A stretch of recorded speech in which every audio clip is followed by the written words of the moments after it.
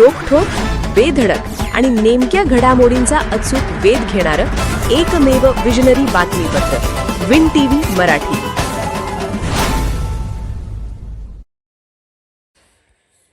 मुरगुड येथील चोरीचा गुन्हा उघडकीस, संशयितास अटक, साथीदार फरार.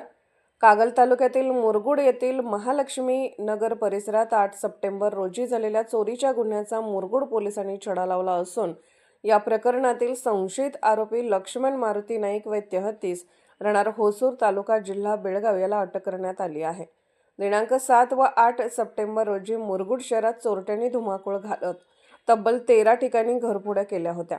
यामध्ये महालक्ष्मी नगर येथील प्राध्यापक नंदकिशोर स्मार्थ व डॉक्टर राजन नाईक यांच्या बंद घराचा दरवाजाचा कडिकोंडा उचकटून चोरट्यांनी घरात प्रवेश करत सीसीटीव्ही कॅमेरे व DVR काढून नेले होते. सदर DVR नंतर नदीत फेकून दिल्याचेही तपासात निष्पन्न झाले आहे. या चोरीत सुमारे 1 लाख रुपये किमतीचे चांदीचे दागिने लंपास करण्यात आले होते.